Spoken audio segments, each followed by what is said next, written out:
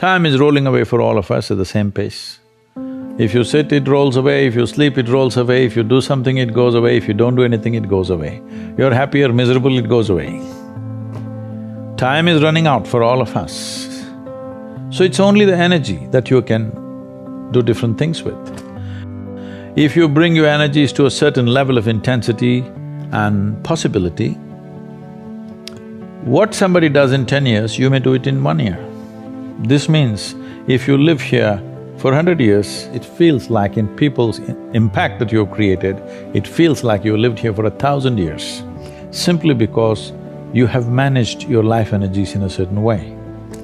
So for me, a human being impactful means, how conscious have you become? This is very important.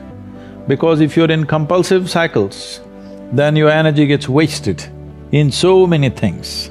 If you observe people in a day, let's take 24 hours, in that anyway most people by prescription in America they sleep for 8 hours So 8 hours means 1/3 of life is gone. In the remaining 2/3 they have to eat, they have to, shower, bathroom, this, that, all this, another 2-3 hours gone. So literally 50% of life is gone, daily basis, just for basic maintenance of this life.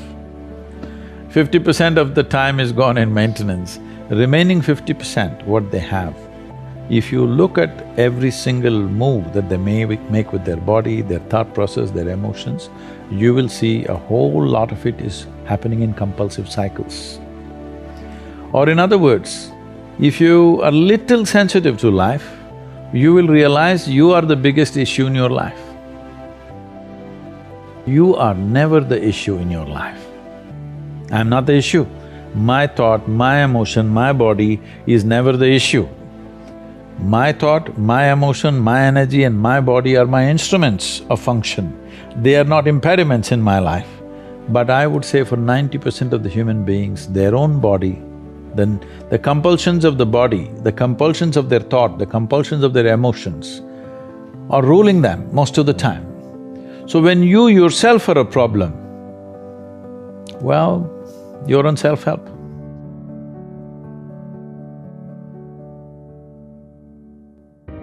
Your joy and misery comes from within you. Right now, you can look at everything joyfully. What is a problem, try to find a solution to it. Or you can look at everything with great sense of misery and you become part of the problem. This is a choice you have. Either you become part of the solution or part of the problem. If you are joyful, you will become part of the solution. If you are miserable, you're also part of the problem, isn't it? And you could also become the source of problem for somebody But see, all this is happening because people are not conscious that they're mortal. They think other people die. They don't know consciously that I will die. As I sit here, my clock is ticking away. What is ticking away is not the clock, life is just ticking away. As you sat here, both of us are 30 minutes closer to our grave, yes? If you're conscious of this, you would manage your life in the best possible way. See, the problem with every generation is the previous generation thinks the next generation is all confused. It's not true, right? It's not true. It is just that the older generation is not able to come to terms with the new possibilities that the next generation is exhibiting. But one concern is physically, mentally, the next generation, the generation that's coming up now, seems to be much weaker than the previous generations, especially physical strength I'm saying, because I'm not talking about you being a muscle man or something, but this is weakening of the species, which is dangerous over a period of time. Maybe after some time only 2 thumbs will be living because the only thing they do is text They may be having big thumbs, but nothing else growing in them. So I feel the youth of today should get little more in terms of physical activity, little more into nature, maybe climb a mountain, maybe swim in the lake. How will a young person gain strength, courage, learn to handle many things if you don't do something little unpredictable. See, all human experience comes from within, isn't it? I don't know what kind of geniuses thought these things. I know in America there must be a million books telling you how to, milk happiness from something else or somebody else but all human experience is generated from within. What comes from within you must be the way you want it, isn't it? Isn't that simple enough, I'm asking? What comes from around you may not be the way you want it, but what comes from within you must be the way you want it. If whatever happens within you the way you want it, will you be blissed out or miserable? When you understand life as a race, if you're in a race, what's the objective? You must reach the finish line quick, isn't it? What is the finish line of your life? Death. There you have it. This may not be a conscious process, but life within you is understanding it like that. Whether you are conscious of it or not, any human being. Right now, if you make yourself miserable, you must understand you are sending a message to every cell in the body that I don't want to live. You might not have articulated it in your head yet, but when you become miserable, you notice suddenly your body seems heavy and it's like, doesn't want to get up from this chair.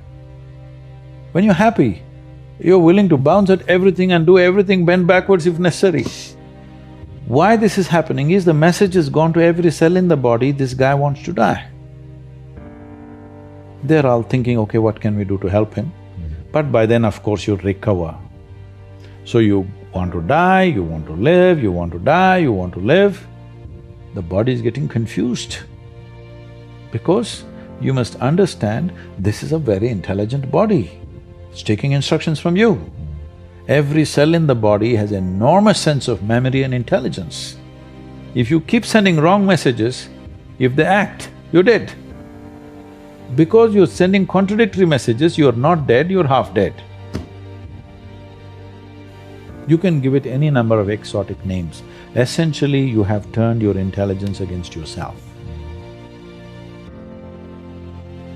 See, you just see, you look at your own picture when you were 5 years of age, it's like this.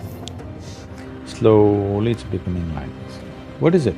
You're dying in installments. The more conclusions you make, the less alive you become. This is all that's happened to people. They call this knowledge. This is not knowledge. This is just conclusions that you're drawing about everything. See, with all this scientific exploration, the fact is that even today, we do not know one single atom in its entirety. We know how to use them. We know how to use everything on this planet, but we don't know anything about anything. Over 90% or 99% of an atom is empty. We don't know what that emptiness contains. Over 99% of the cosmos is empty. We don't know what that is. So, this is like I give you a 1,000,000-piece jigsaw, but you found in your hands, you have only 3 of them. With these 3, you make a picture and you're euphoric that you made a picture. Well, I'm sorry, there are 1,000,000 pieces to this. I'm not interested in how much somebody is doing. I'm very interested in how they're doing it, because that's what changes the quality of who we are. Because the content of our life will not change our life. It is the context of our life which changes our life.